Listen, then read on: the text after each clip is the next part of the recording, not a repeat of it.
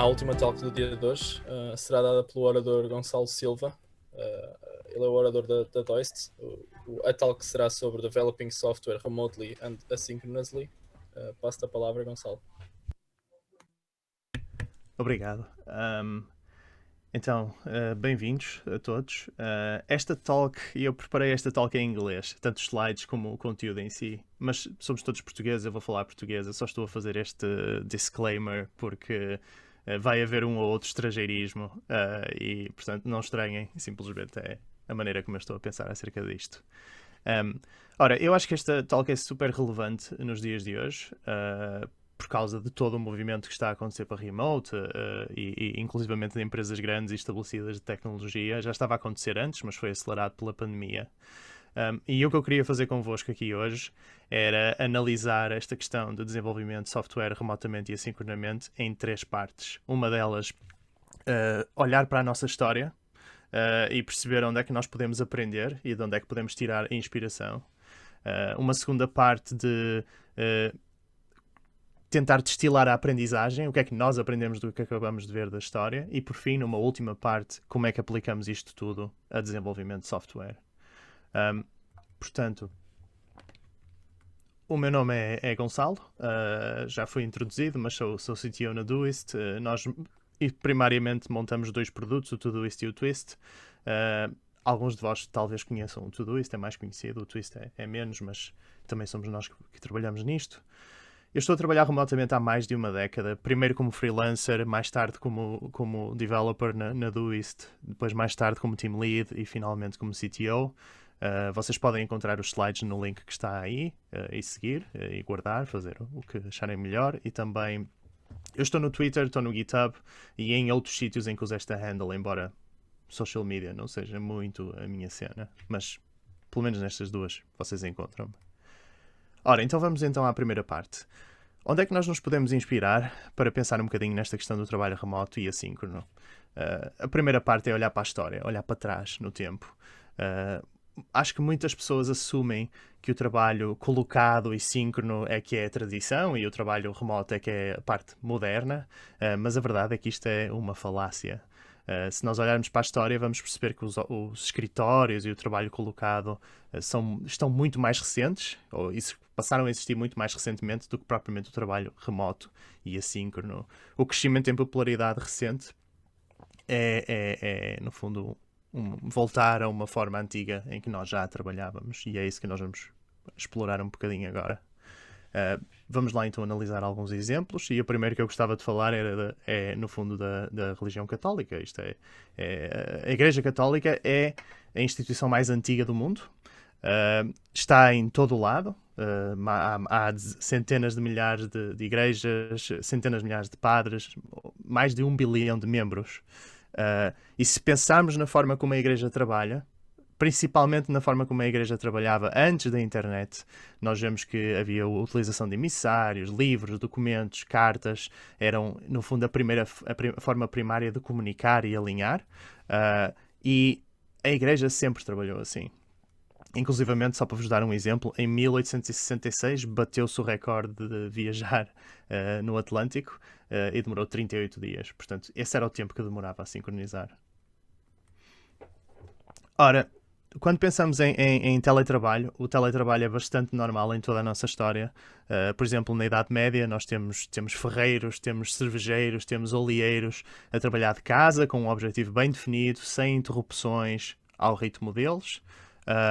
Temos uma história muito parecida durante o Renascimento. Portanto, temos nessa altura muito trabalho híbrido, em que as pessoas trabalhavam de casa, mas tinham frequentemente lojas e no fundo, vendiam aquilo que faziam à face da rua. Também gostava de olhar para esta empresa. Esta empresa é uma empresa canadiana que se chama Hudson Bay Company. Esta empresa existe há 400 anos e eles trabalharam a maior parte do tempo deles remotamente. Inclusivamente existe uma revisão do estado da arte é um livro, no fundo, chamado History of Distributed Work, em que fala desta empresa, e eles dizem que confiavam numa coisa que eles chamam Trust and Control para trabalhar remotamente entre 1670 e 1826. Olhando para esse capítulo do livro, nós vemos que temos uma ideia do que é que eles queriam dizer com trust and control. Se calhar não é tanto o que parece pelo nome, mas no fundo tem tudo a ver com documentação explícita, informação explícita, a independência entre as pessoas e conhecimento contextual. Também podemos ver outros exemplos de documentação, como os que eu falei, são relatórios anuais, são cartas, são diários, no fundo. É relevante perceber que a cadência desta documentação era documentada, era explícita. Ok, voltando então ao início. Por outro lado, o trabalho colocado em síncrono é relativamente moderno aliás, a ideia de centralizar coisas começou um bocadinho durante o Renascimento, particularmente com a administração e as escolas. Foi quando se começou a pensar que se calhar havia benefícios de juntar as pessoas, mas o verdadeiro empurrão para colocar as pessoas foi durante a Revolução Industrial. Primeiro nas fábricas, depois toda uma série de indústrias a adotar este esquema em que o empregador é que disponibilizava um espaço e expectativas à volta de calendário e de horário de trabalho para as pessoas que lá trabalhavam. Inspirado neste movimento, chegamos ao escritório do século XX, que é o que nós todos conhecemos, que foi adotado pela maior parte das indústrias, e a tecnologia moderna, o nosso ambiente atual, nasceu nesta altura. Portanto, foi exatamente neste meio que nasceu. No entanto, eu queria apontar, chamar a atenção de exceções que de facto quebram esta centralização e esta colocação. A primeira coisa que eu gostava de falar era do Linux. O Linux é um dos maiores e mais bem-sucedidos projetos de software da nossa história. Estamos a falar de uma plataforma que, no fundo, gera a grande maioria dos servidores da maior parte dos sites que nós usamos, da cloud pública, de smartphones, através do Android, por exemplo. É um projeto gigantesco, com 30 anos, com milhões de linhas de código, milhares de contribuidores individuais e empresas e pessoas a trabalhar ativamente no projeto. Também queria chamar a atenção para a Automatic. Isto é uma empresa para lucro, portanto não é um projeto open source, é uma empresa completamente distribuída já há mais de 15 anos. É a empresa que criou o WordPress e outros projetos conhecidos. É uma empresa que tem raízes no open source, embora seja uma empresa for profit, e que sempre foi distribuída, nunca não foi. E muitos outros exemplos dos quais eu faço parte através da Doist. Isto é uma lista muito pouco extensiva, é só para vos dar uma noção. E nem sequer inclui empresas que são parcialmente distribuídas, como a NASA ou a IBM, ou empresas que já foram totalmente distribuídas, mas voltaram para os escritórios, como o GitHub, ou o contrário, empresas que tiveram muito tempo no escritório e se tornaram distribuídas, como o Toggle. Portanto, quando nós olhamos para o trabalho remoto contemporâneo, nós percebemos que ele é alimentado por boas ferramentas pela internet e por boas ferramentas em geral. A tendência para trabalho remoto é muito clara, mas nós de facto estamos a chegar a um ponto em que temos ótimas ferramentas e temos uma ótima cultura para fazer isto acontecer. Por último, em termos de análise de inspiração e de história, eu queria olhar para o survey, para o inquérito do Buffer. Eles fazem um inquérito anualmente sobre trabalho remoto, entrevistam milhares de pessoas, acho que este ano foram 2.300, e portanto têm resultados interessantíssimos, como vocês podem ver no slide, mas eu acho que o resumo é o pessoal que trabalha remotamente está extremamente feliz, unanimamente feliz. Este tipo de resultados são muito estranhos numa indústria de trabalho. Ok, então, o que é que nós podemos aprender? Nós podemos aprender da história antiga, como falamos, do teletrabalho, do assincronismo. Podemos aprender da história moderna, da colocação e do trabalho síncrono. E, finalmente, dos dados que temos em mãos, como o survey que estávamos a ver. Olhando para trás, nós percebemos que as empresas que funcionavam remotamente e assincronamente tinham uma cultura muito centrada à volta de documentação. Foi assim que, por exemplo, a Igreja espalhou a doutrina, e não só. Nós vemos isto em todo lado. Por exemplo, a Constituição, grande parte dos governos tem uma Constituição que é passada de geração em geração, no fundo, sob a forma de um documento escrito. Outro ponto que nós vemos nestas empresas, remotas e assíncronas antigas, é uma cultura muito forte. Portanto, nós vemos isto, por exemplo, na devoção enorme que as pessoas tinham na altura do Renascimento no seu craft, na sua arte.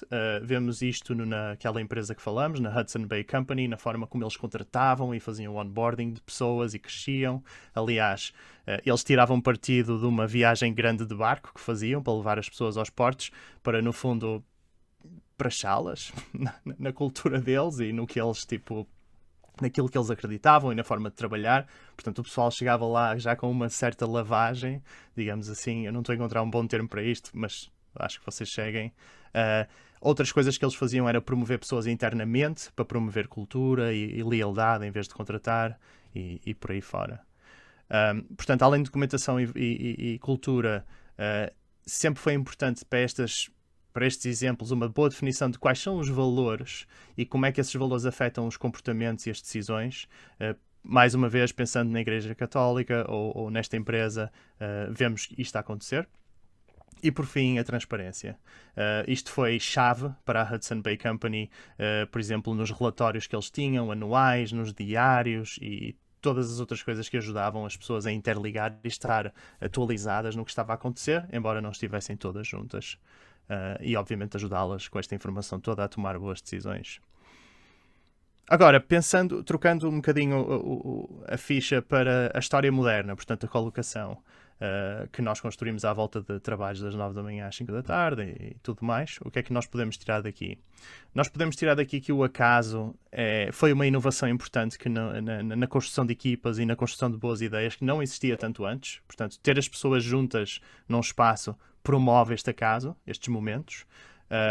No entanto, convém também pensarmos que o acaso no escritório não é bem um acaso. Ao colocarmos toda a gente junta durante um horário, num espaço, estes momentos vão acontecer, nós estamos a proporcioná-los. E talvez possamos trazer isto também para fora do escritório. Aliás, se nós pensarmos nesses momentos, trabalhando remotamente, nós infelizmente, principalmente este ano, estamos todos familiarizados com uma imagem deste género, mas estes momentos podem ser criados mesmo numa equipa que esteja a trabalhar remotamente.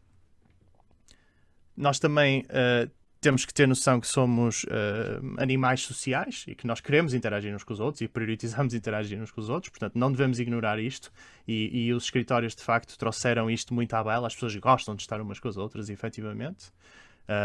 Isto é mais uma coisa que no trabalho remoto pode ser colmatada de outras formas, como periodicamente juntar as pessoas em retiros, ter atividades de grupos ou hangouts casuais, como nós que vimos anteriormente. Mas também há coisas que nós devemos desaprender. Ou seja, as interrupções do escritório, a tendência para ter reuniões e ter algum micromanagement são coisas que de facto não nos empurraram para a frente, mas que felizmente nós podemos tirar do panorama novamente. Por fim, o que é que nós podemos aprender com o survey do Buffer que nós falamos anteriormente? Claro que nós nos podemos focar nas coisas boas, mas isso não é assim tão útil. Eu acho que o takeaway mais interessante tem a ver com isto, com o equilíbrio. O equilíbrio entre o trabalho e a vida. Este é um tweet que eu gosto bastante. Eu não sei se vocês repararam, mas no slide do Buffer, o struggle maior, aquilo com que as pessoas que trabalham remotamente têm mais problemas, é com desligar e parar de trabalhar. Pronto. E isto no fundo, é um skill muito importante para fazer isto durante muitos anos de uma forma sustentável. Ok, agora passamos à parte de pôr isto tudo em prática. E o que é que isto quer dizer em termos de software, não é? Nós trabalhamos em equipa, escrevemos software, o que é que nós podemos tirar daqui em termos remotos e assíncronos? Eu já estou a pôr os spoilers todos no slide. Eu acho que estes são os 7 takeaways que nós podemos tirar de tudo o que vimos até aqui. Mas vamos, obviamente, explorá-los um a um e ver o que é que eles querem dizer. Portanto, transparência. Transparência é crucial para construir alinhamento entre uma equipa, entre uma empresa e fazer empower dos outros. Eu não tenho que encontrar uma boa palavra para isto, mas quando as pessoas têm informação, elas conseguem fazer sempre um melhor trabalho. Isto é verdade em todas as empresas, não é só verdade nas empresas remotas, mas nas empresas remotas há poucas oportunidades para absorver contexto e, portanto, é especialmente importante. Por exemplo, na Doist, onde eu trabalho, mais de 95% de toda a nossa comunicação é transparente e está disponível a toda a gente. Nós acreditamos que a transparência é uma das melhores maneiras de trabalhar e uma das formas de investir em transparência é através de Documentação. Então, a documentação de tudo o que é relevante para nós e para outros no futuro. Quando nós temos alguma dúvida, nós tendemos sempre a documentar. É uma forma de tornar a informação acessível às pessoas. Para que isto funcione bem, nós temos que nos habituar a estar confortáveis, compartilhar ideias em progresso, portanto não finalizadas, e não ter uma cultura de fechar documentos. Ou seja, é tudo uma iteração, ok? Desde o início até ao fim. Porque uma cultura de fechar documentos mata a criatividade, no fundo, tira as coisas boas de que a documentação iterativa traz a uma equipa. Outra coisa que é relevante nos dias de hoje é que as ferramentas de escrita e de colaboração são muito boas.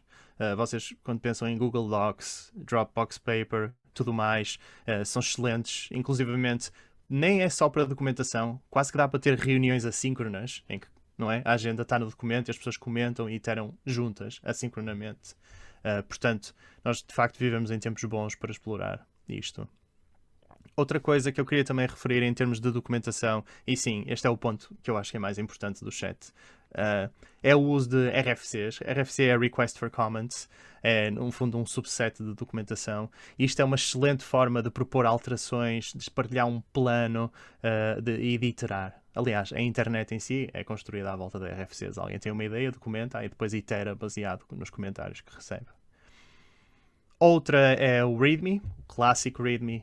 É uma excelente maneira de dar contexto, de dar informação contextual a pessoas que, por exemplo, não é? Vocês têm uma empresa, têm vários repositórios, as pessoas, nem toda a gente trabalha em tudo, as pessoas não sabem o que é que as coisas são e não têm o colega do lado para perguntar.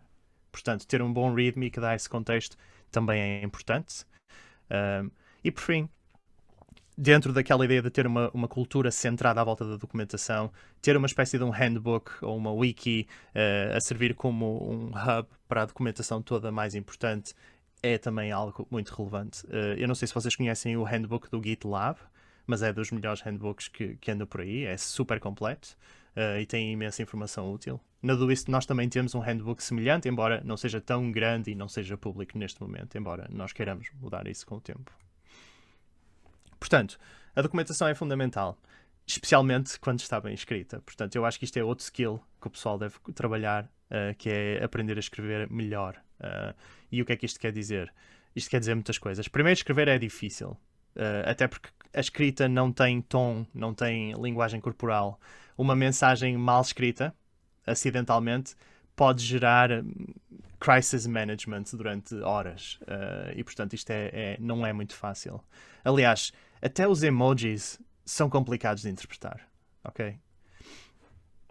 Ao mesmo tempo, escrever é um superpoder. Nós, como engenheiros, não é? Nós estamos sempre a escrever. A escrita é a ferramenta que nós usamos para conversar, para influenciar outras pessoas, para partilhar os nossos pensamentos, os nossos trade-offs, as nossas decisões. A escrita é a ferramenta que nós usamos para tornar os nossos pensamentos duráveis, imortalizá-los. E eu nem sequer estou a falar em código. E mais coisas, não é? Nós fazemos reviews, fazemos todo o tipo de atividades que envolvem ler e escrever. Portanto, como é que nós podemos melhorar a nossa escrita? Eu acho que a primeira coisa que nós temos que pensar é os básicos. Portanto, escrever de forma clara, concisa e que seja fácil para as outras pessoas ler. Nós temos um blog post exatamente sobre isto. Eu recomendo visitar porque são literalmente 5 minutos para ler e tem algumas dicas interessantes. Pedir feedback. Feedback é uma ferramenta fundamental e, portanto, à medida que vocês vão escrevendo e estão inseridos numa equipa, voltem meio a pedir feedback sobre a apresentação em si é útil e pode-vos informar sobre outras formas de melhorar a vossa escrita. Mais uma vez, nós vivemos em tempos em que as ferramentas são espetaculares. Eu, neste momento, estou a usar uma ferramenta que se chama Language Tool, que é imensamente útil. Atenção que isto é muito mais que um spell checker. Eu acho que o Grammarly é mais conhecido, mas é na mesma onda e tudo isto integra muito bem com a maior parte das ferramentas que nós usamos hoje em dia, principalmente dentro do browser. E a melhor forma para aprendermos a escrever melhor é ler, no fundo. É ler o máximo possível. Portanto, ler obviamente de pessoas que vocês gostam de ler, não é? Pessoas que vocês consideram que escrevem bem. Quanto mais vocês lerem sobre o conteúdo delas, melhor vocês vão escrever também. E claro, existem livros em si, como o One Writing Well e o The Pyramid Principle, que eu recomendo e que também ajudam a melhorar neste skill. Portanto, nós falamos de transparência, documentação e escrita. Estes estão todos mais ou menos interligados. Agora vamos mudar um bocadinho a atenção para foco. O foco é quando nós estamos focados a fazer uma coisa, é quando nós estamos a criar o máximo valor. Okay? É quando somos os mais produtivos, é quando nós conseguimos desligar, bloquear as interrupções e focarmos no que estamos a fazer. Este foco é uma das coisas que de facto o trabalho remoto e assíncrono torna muito mais fácil do que no escritório. Portanto, é muito bom planear blocos sem interrupções todos os dias, okay? Tirar partido ao máximo disto, de entregar o máximo de valor. Mas claro, não é só estarmos no nosso canto a fazer a nossa cena, nós temos que comunicar e desbloquear as outras pessoas, temos reviews, temos conversas, temos tudo mais. E para fazer isto tudo, eu recomendo tirar partido das interrupções naturais do dia-a-dia. Portanto, quando começamos a trabalhar de manhã, nós não estamos logo focados. Depois do almoço, nós não estamos logo focados. São ótimas alturas para ver se alguém pediu uma review, se alguém fez uma pergunta, por exemplo, e antes de voltarmos a focar no que temos a fazer. E fazer abordar o trabalho desta forma, consistentemente, protege muito bem o foco e a vossa energia ao longo do dia. O próximo ponto que eu queria falar é a autonomia. A autonomia é chave para trabalho remoto e assíncrono, porque vos deixa trabalhar independentemente das outras pessoas. Há imensa gente que quer trabalhar remotamente, e nós lidamos com isso na Doist, mas depois fica um bocado à espera de que lhes seja dito o que fazer, sempre, e isto é um problema. Portanto, é muito bom ter uma atitude de procurar o próximo problema a resolver e de autonomia e independência em geral. Ora, a autonomia pode ser caótica se não estiver alinhada, não é? Sermos autónomos implica nós sabermos mais ou menos todos o que estamos a fazer e estarmos alinhados. Alinhados na visão, no caminho para chegar a essa visão, nos objetivos em si. E, portanto, é muito importante documentar essa visão, voltando à documentação que falamos anteriormente. Num alto nível, fazer empower e não micromanage, como falamos, eu falei disto um bocadinho quando introduzi o slide. E fechamos assim a autonomia. Faltam só duas coisas. E a próxima é peer reviews.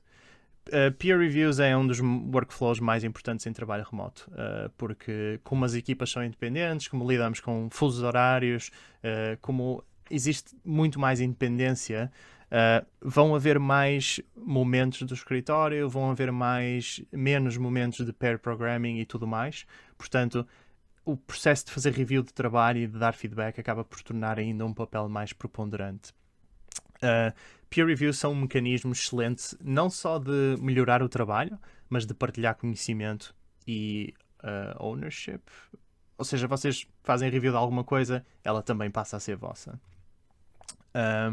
Quando eu falo de review, não é só de código, é de código, configurações, planos, documentos. Portanto, quase tudo o que pode ser revisto por outra pessoa e ser melhorado deve ser reviewed, por causa das razões que falamos anteriormente.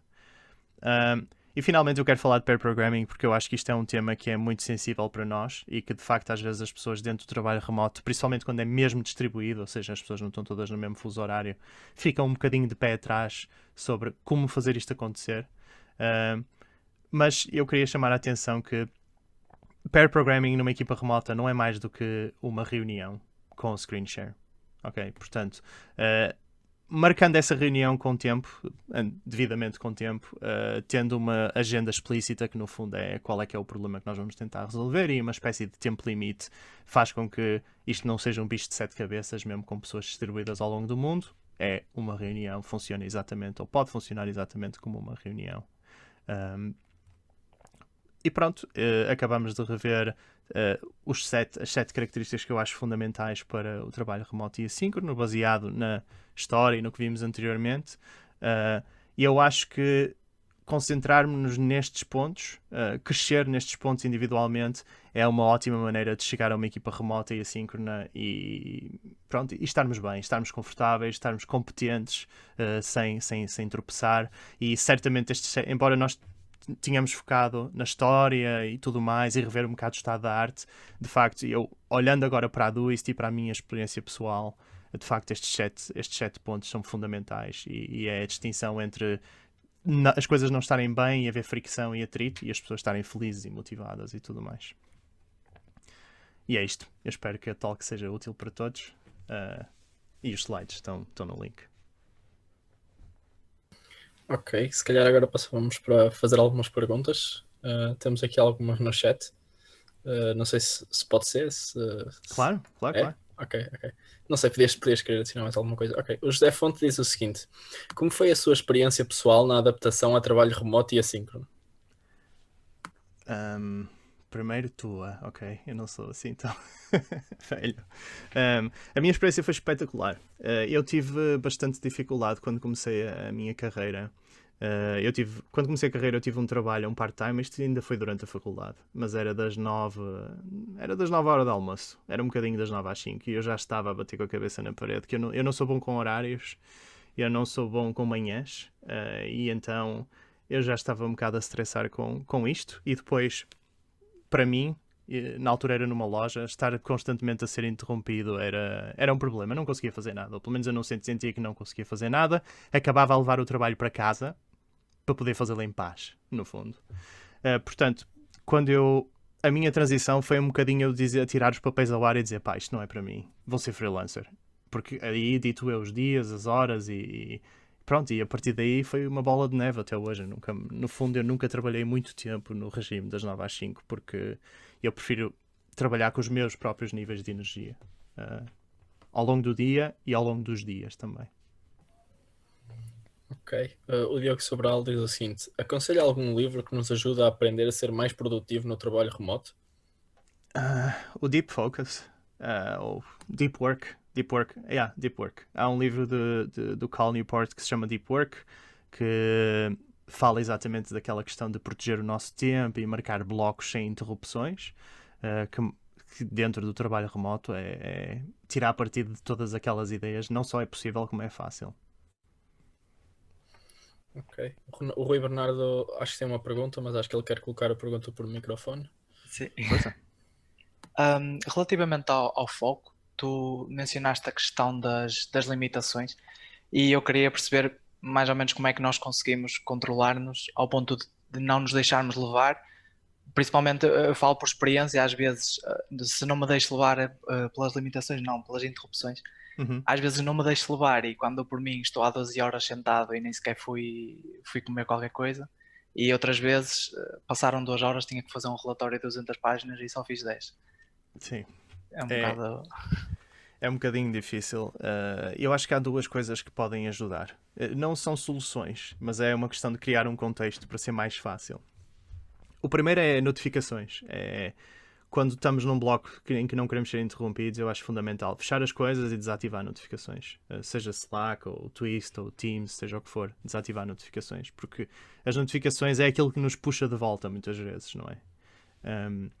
E outra também é trabalhar com os nossos níveis de energia. Ou seja, isto já é mais pessoal, ok? Mas porque há pessoas que funcionam muito bem dentro de uma rotina muito forte. Não é o meu caso. Eu acho que reconhecer os meus próprios sinais e perceber quando é que se calhar é melhor levantar-me e dar uma volta.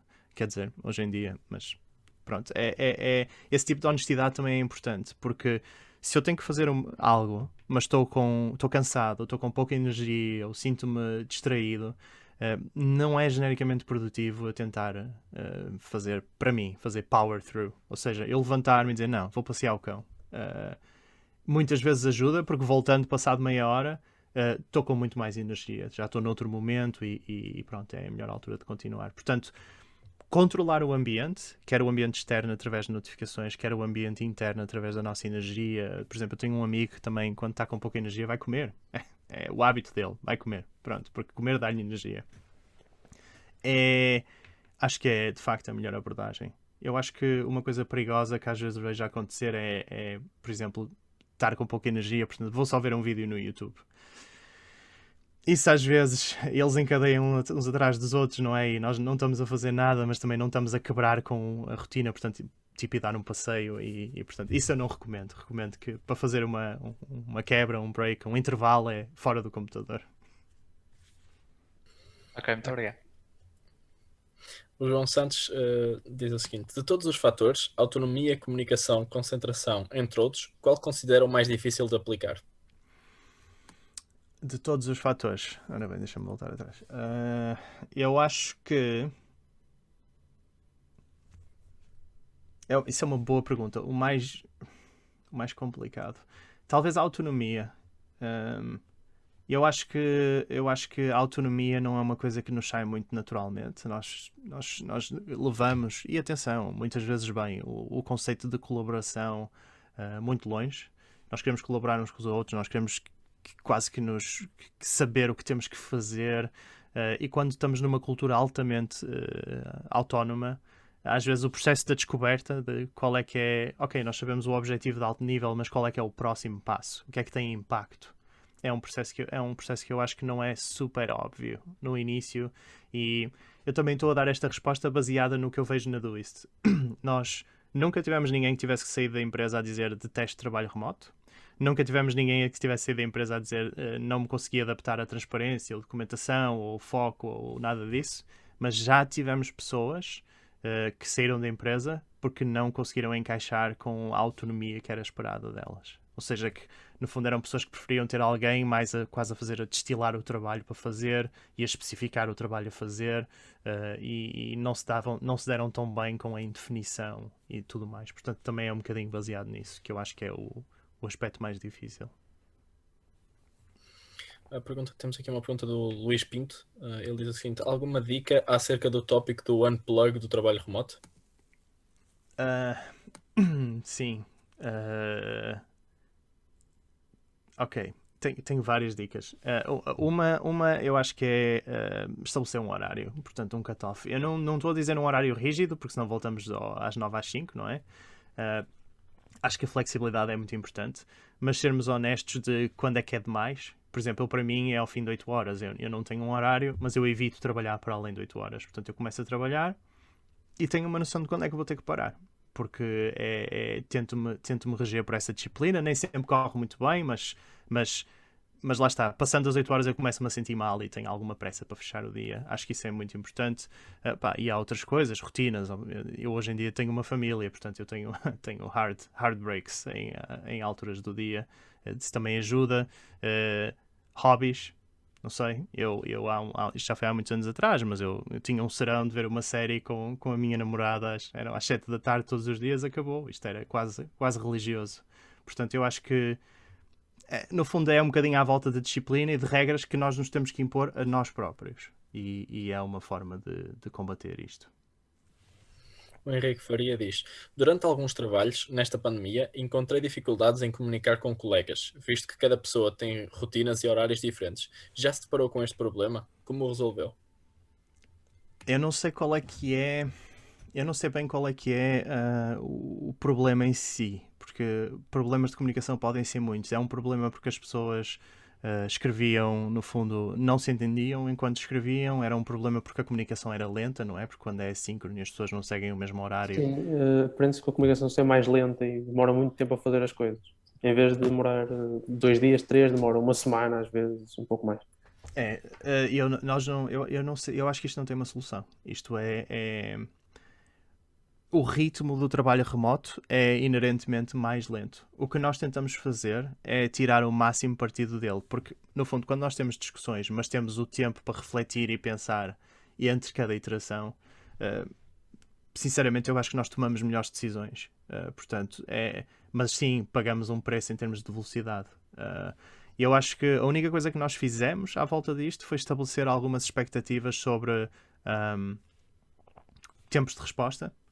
Houve uma altura em que nós nos tornamos demasiado assíncronos, e isso criou alguns problemas. Hoje em dia há uma certa expectativa de que as pessoas vão rever as conversas em que estão envolvidas pelo menos uma vez por dia.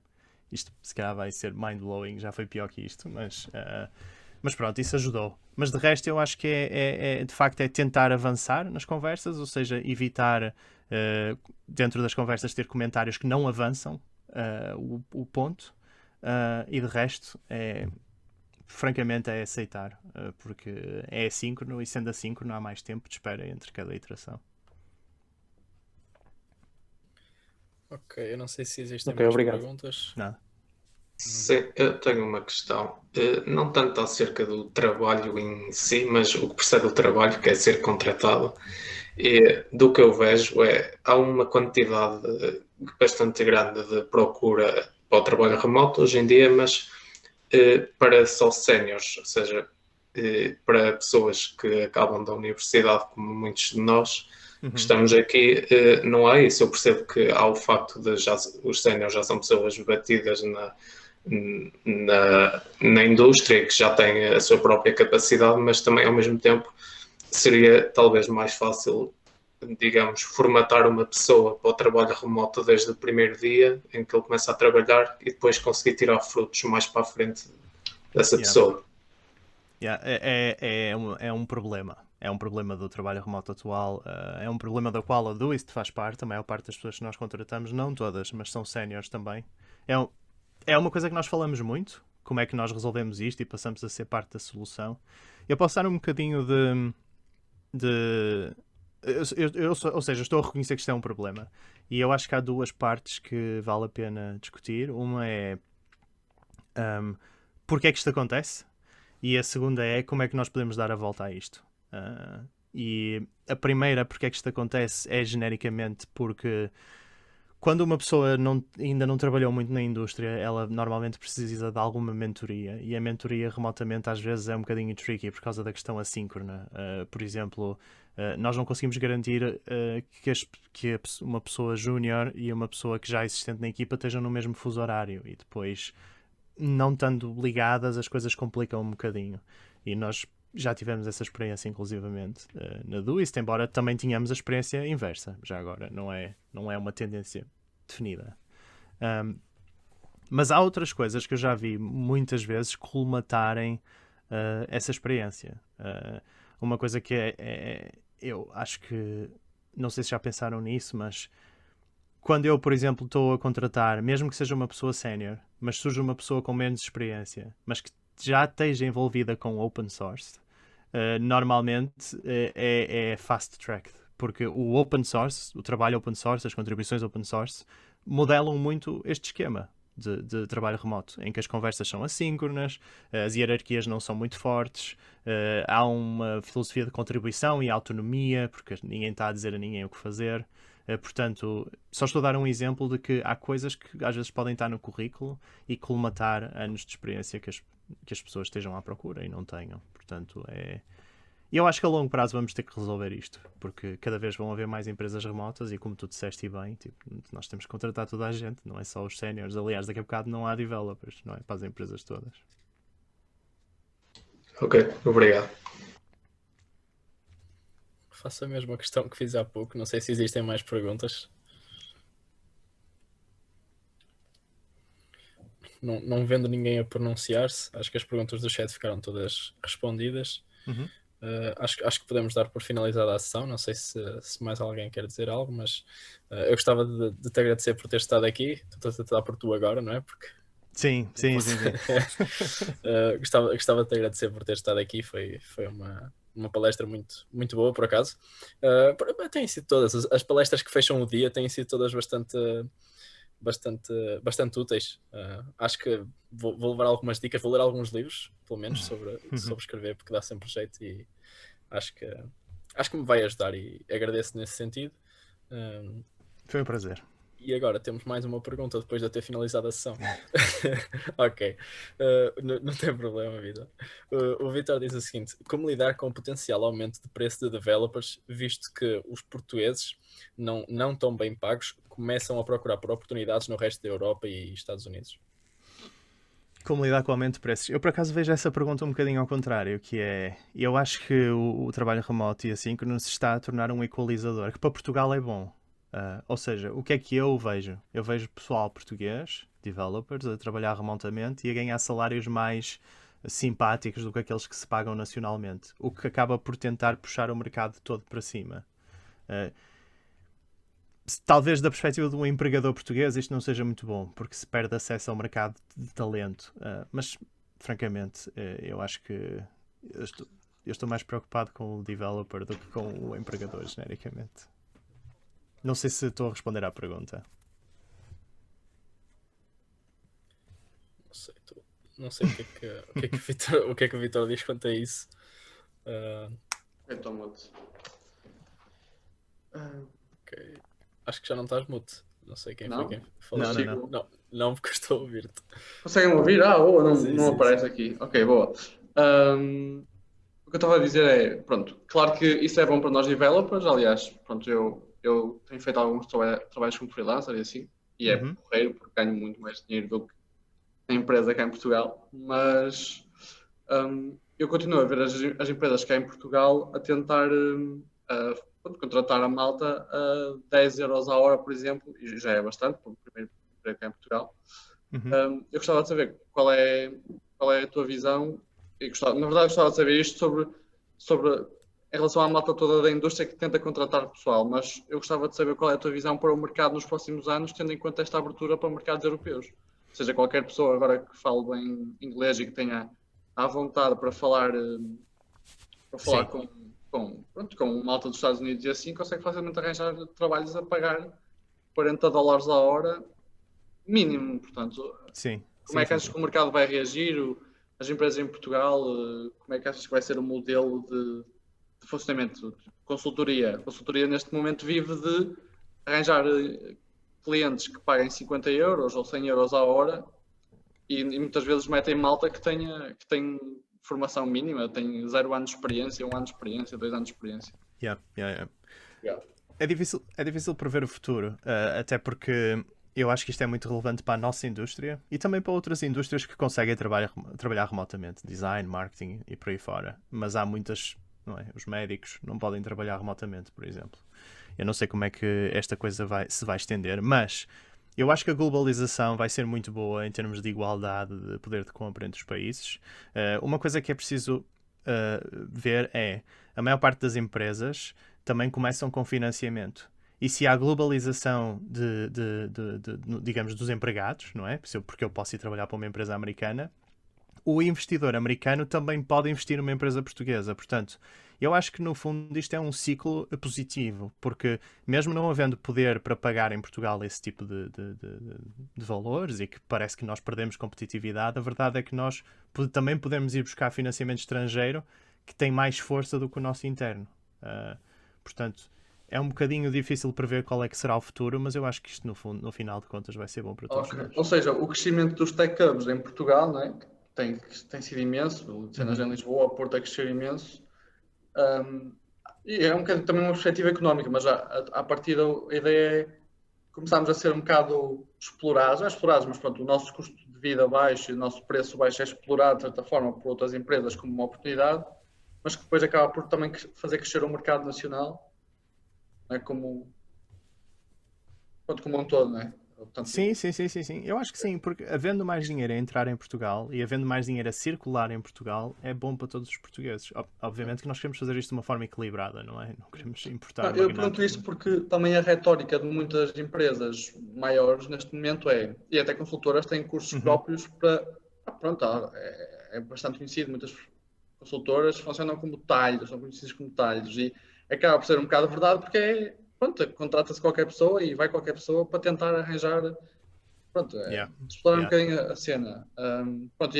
E nessa perspectiva eu acho que vai haver cada vez mais developers, potencialmente de menor qualidade, também há muita malta a ser atraída aqui para a indústria, como muita malta era atraída pelas notas altas, não é? Cada vez a engenharia informática começa a ter mais. Sim. Não sei qual é a tua perspectiva também disto, de temos mais gente com menor qualidade, com maior qualidade, a diversidade também há de ajudar aqui. Sim. Isto normalmente levaria ao decréscimo de valor, ou seja, há mais gente, portanto não é preciso pagar tanto ao resto da malta, mas se achas que ainda vai conseguir haver diferenciação dos bons para os não tão bons e se isto vai ter algum impacto no quanto é que nós somos pagos. Eu acho que nós temos sempre potencial para crescer porque nós recebemos pouco face à Europa e ao mundo, portanto, ok, não é? Sim. Não, assim, a minha visão das coisas é sempre um bocadinho romântica, tipo, o bom ganhará, digamos assim, mas a verdade é que eu acho que mesmo duas coisas. Uma coisa é, mesmo havendo muito mais developers, eu não consigo pôr um número agora, mas há muitíssima mais procura do que oferta neste momento. E estima-se que durante a próxima década inteira isto vai continuar a acontecer, embora o mercado esteja sempre a produzir software developers, não é? Outra coisa é, isto é mais local, mas eu tenho muita confiança no ensino nacional. O nosso ensino é muito bom.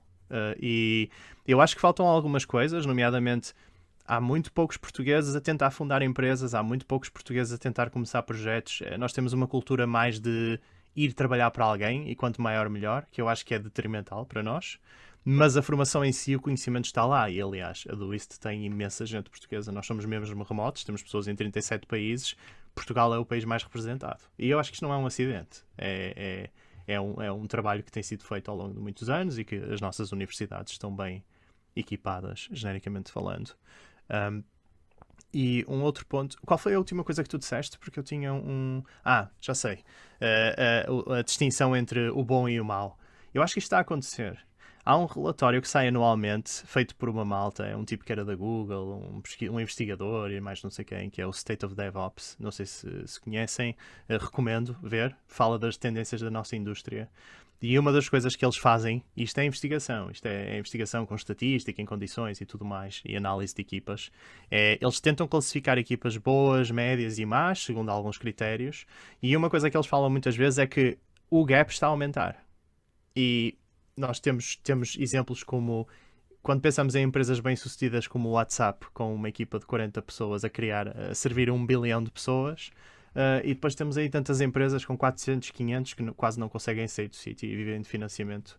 Eu acho que vai-se continuar a distinguir a malta boa da malta má, porque a malta boa vai sobreviver e a malta má não. A sobreviver no mercado. Agora, se calhar, temos mais 3 perguntas. Vou ler a última, porque acho que em seguimento a isto faz mais sentido.